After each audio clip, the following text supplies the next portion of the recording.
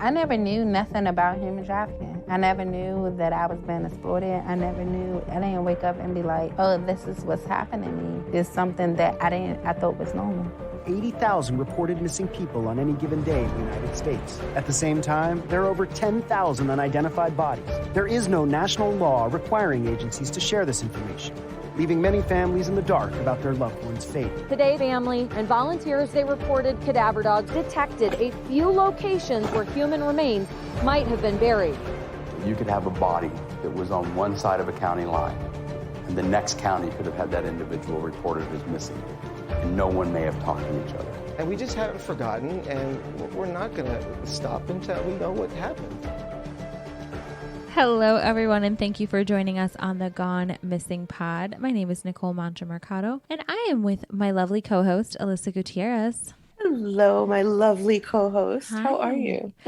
You know, it's not been bad. I think I'm kind of in the countdown. School is almost over, and then I have my graduation, and I'm working for school right now, so our school is also almost over on that side. It's just been, lots of things.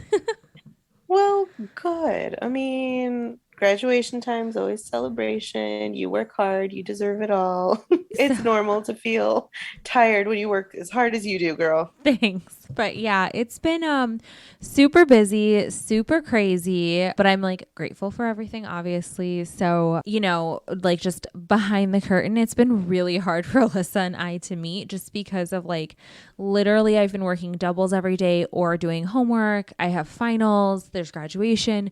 We're finally doing our reception, it's just a lot happening in once. So we didn't want to leave you guys without an episode for the next few weeks. So we are doing our best to make sure that we can provide that for everyone because it is important and we still want to continue talking about these people. So thank you, Alyssa, for being so supportive during this time because it has been pretty chaotic. And Alyssa being how does this time work? No. How does this time work? No. How does this time work? No.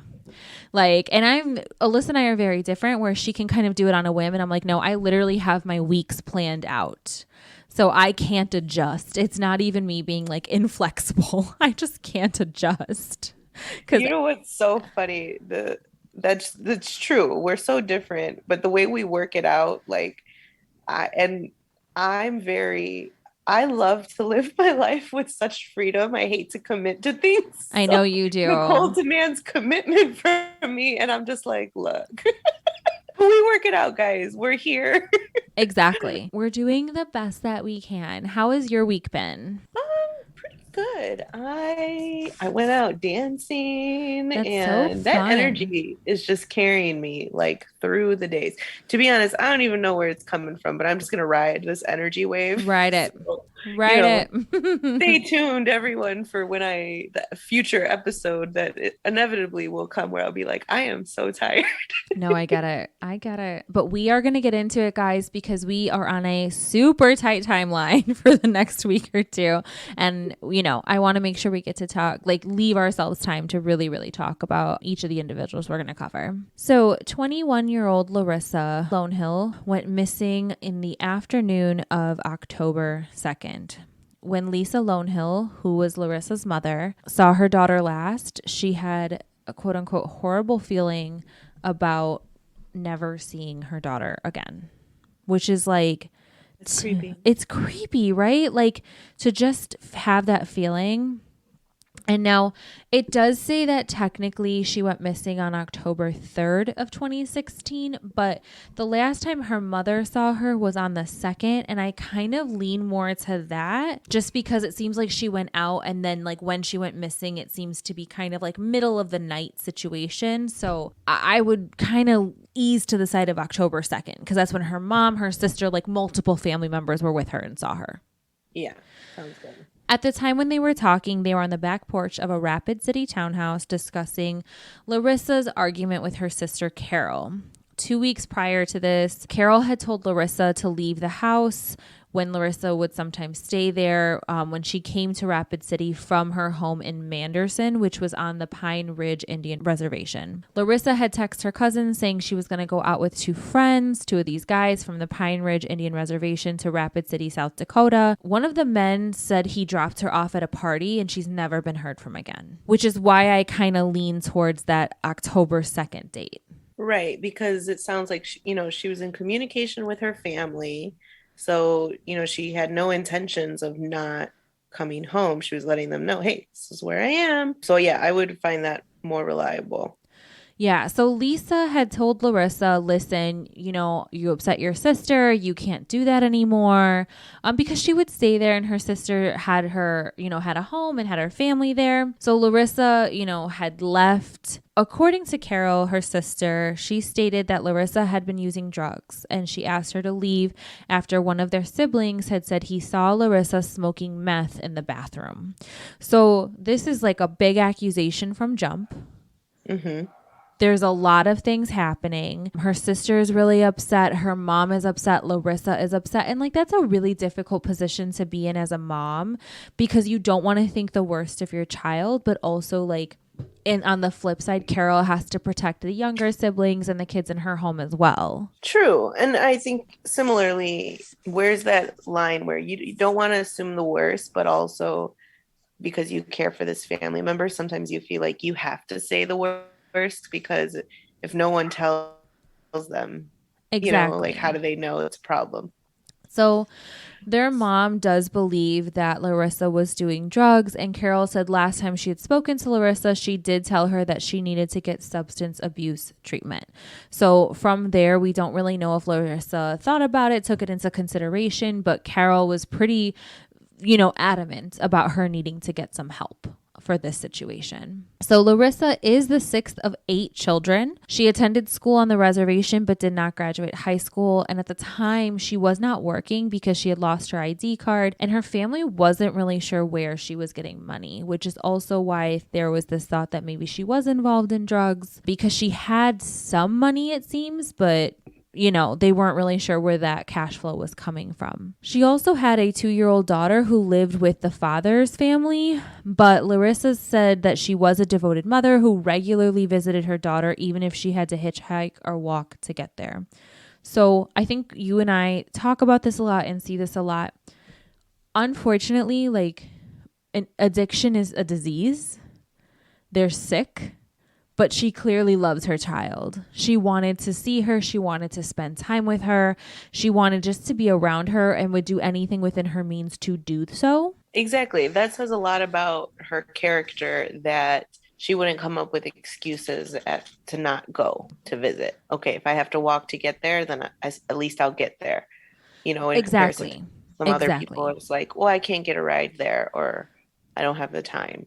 Yes. So this is where it gets a little fuzzy because we know that this person said that she was dropped off. And again, there's different things that you hear. One is that a friend was picking her up. So then it says a boyfriend was picking her up. There was different things in different stories, but they were from different years as well. So some were right after she went missing in 2016, 2017. Some of them were a little bit more recent in 2020. So it just really depends, I think, on what you're reading. But we know she was picked up by somebody who knew her from the reservation and she was brought to a party. From there, we're just not really sure exactly what happened. And people may have been able to say, oh, I saw her there, but no other details. Right. Authorities do believe that Larissa is dead and that her body was disposed of somewhere within a 100-mile radius of Rapid City.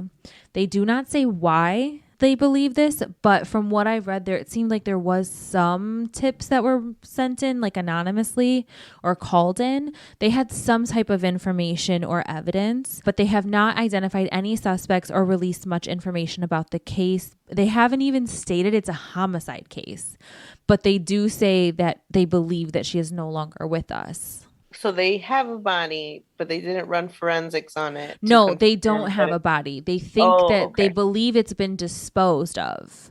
Okay. But they don't know where. Got it. In 2017, there was a press conference about Larissa's case, and Lisa actually went to the lectern to speak. So she went to talk about her daughter and just the fact that her granddaughter, who was 2 years old at the time, missed her mom, and they just really wanted answers and information about Larissa and where she went, if anyone knew to come forward. So at that point, we're not really sure what happened from there, if they got any more information, if there were more details. But she, it takes such strength as a mother who has lost their child to speak and to say something. So I really commend her for being such a mouthpiece for her daughter, for really being that. there. Also, like a huge advocate for her Yes. grandmother. Because, Yes. and that could be, as difficult as it is, that could be where she's getting her strength, because she's not just fighting, obviously, for her own daughter and herself and her grief, but, this little girl who deserves to grow up with her mom. Absolutely. So there was an article that came out in, I believe it was like 2016, 2017. It was a little strange because Larissa was 21 years old, but in this article they mentioned she was 16, which is different from all the other articles I read. So I don't know why that was put in there. I don't know if it was just like a copy mistake. It's a huge age gap. And it was like, I don't know if it was like a copy editing mistake or something. I have no idea. But I just thought it was something to point out because, again, I think we see this a lot, like especially with Indigenous peoples, is that, I wonder sometimes how much we're paying attention to detail, because we should be. And just women in general, right? Women who have gone missing of 100%. color. You're right. You should at least get her age correct. Yeah, that's a huge age difference. Pretty vital. Yeah. For a tip for anybody to keep an eye out if they're, we're looking for a teenager. Exactly. Or a 21-year-old. You know what? Exactly. Yeah. So at that time, a $5,000 reward had been offered for information that led to the identification or conviction of persons responsible for her disappearance, which is strange to me because they put that out there, but then they won't declare it a homicide. The police departments had amended the reward to anyone who could provide information, however, to tell them where the body was located. So they say that they're looking for a body, and they say that they're looking for the conviction of persons responsible, but they won't call it a homicide. Right. That doesn't make sense. It's very strange. The whole thing seems a little chaotic to me. Like it just doesn't really, and I don't know what they know. Maybe they have more information than we have. It could be similar to that one case where, remember that young girl walked off and they said, no, none of us had anything to do with it. She just walked off. And it's like, well, someone is culpable. Exactly. Like you allowed them to walk off. You allowed them to go in the middle of wherever, this young girl who clearly has a drug issue, like to go off in the middle of nowhere. Yeah, exactly. And I'm not saying that's what happened because we don't know what happened. I just thought it was very interesting the way that they're wording things. No, I agree. I mean, obviously we pay attention to those details because it's what we have to work with. And I mean, when you're investigating the disappearance, details are everything, people. Exactly. So John Olson, the captain of the RCPD's Criminal Investigation Division, spoke, saying, "This is the first time we relaxed the stipulations needed to attain Community Reward Fund monies. Our hope is that by doing so, we can make it easier for anyone with information to come forward to aid us in the investigation. At this time, it had been 3 years since Larissa's disappearance, and we're working hard as we can bring closure to her loved ones." So this is like 2019 when it was put out, kind of just talking about like providing those funds in order to be able to hopefully get some information on Larissa and where she was or what happened to her that night. So Lisa had mentioned that her daughter is still in the custody at this point of her father's family. Quote, "This drives me crazy, wondering who could have done this to her and why." Evident in her words was really just that she hoped her daughter was alive, but she also felt like she was completely gone. So it's this weird dynamic of like she wants to try and keep the hope alive, but nothing is really providing that type of hope. Does that make sense? Right. I almost feel like in her grief, she does have this strong desire for peace. Mm-hmm. And it's probably difficult to say that, like, obviously, I hope my child is alive, but I want to at least know where her body is if she's not anymore. I think that's that struggle, right? Are 100%. You hoping for, conclusion with bad news or no news? Which is equally as bad. It's just yeah, because there's no winning, right? Like there's no Mhm. winning in this situation. She's just it's just so sad because she's trying to, as a mother, do the best that she can. And I feel like in this situation, how do you move on or move forward? Not even move on, because I don't think that's the right word, but like, how do you move forward? Like with all these Right. Well, really, questions. how do you live with grief that you can't process because, it's Mm-hmm. just not, it's impossible. Exactly. Exactly. So, um, I will say that the article, the reason it kind of jumps back and forth between like 2017 and 2019 is because it was originally written in 2017 but updated in 2019, Okay. just to kind of give you guys some like information why it sounds like a little back and forth. I mean, I almost like to see that because you think at least 2 years later, they were still Yeah. at least Mm-hmm. discussing it. So Lisa sadly has some chronic stomach pain that's just gotten worse because of this. And unfortunately, her other children have also had some issues, some run ins with the law. Her oldest daughter and youngest son are both in jail. Her eldest son is in alcohol treatment. Her second son died of an illness right before Larissa disappeared. So she just like really is desperate to find her daughter and to have some answers because there is so much loss happening in her life with her own children. And I can't imagine how she like is able to continue. And she says that really she is raising the son of the daughter who was in jail at this time. And she said really her grandchildren are what keep her going forward and moving forward. And I'm just like, wow, you are such an amazing woman to keep just try and keep the normalcy for her grandchildren and try to just keep advocating for her daughter who's gone missing. Yeah, I mean, I hear that and I'm just thinking like she's such a mom. That's motherhood. You know Yeah. what I mean? Mm-hmm. It's impossible what she's going through, but I feel like she is putting that to the side to focus on the people that are relying on her, especially when they're, your young children. They're Yeah. they're her children now, Yeah. They're Mm-hmm. her, even though they're her children's children, they are her children, and she's carrying on because That's what she has to do. the strength of herself as a mother. And I think it's like when we talk about these addictions and things like that, it is important to note that it is a pretty rampant issue, like all over the United States. But I've heard that it's also been an issue on Definitely. reservations, Exactly. and they don't have the resources necessarily. Like people assume that a lot of reservations have all these funds from like casinos and things like that. No, that doesn't always trickle down into those reservations to provide those resources. So that's something to keep in mind. Like addiction is still a disease and everyone deserves to get the help that they need. In 2017, the family conducted a traditional Lakota ceremony for Larissa. Afterward, Lisa served dinner for the gathering of around 20 people and included spaghetti, fried rice, and cake made to celebrate Larissa's 22nd birthday. Oh, 22nd. Oh my gosh, still so young. I know. So if you have any information, you can call the Rapid City Police Department at 605-394-4134 or the Oglala Sioux Tribal Police at 605-867-5111.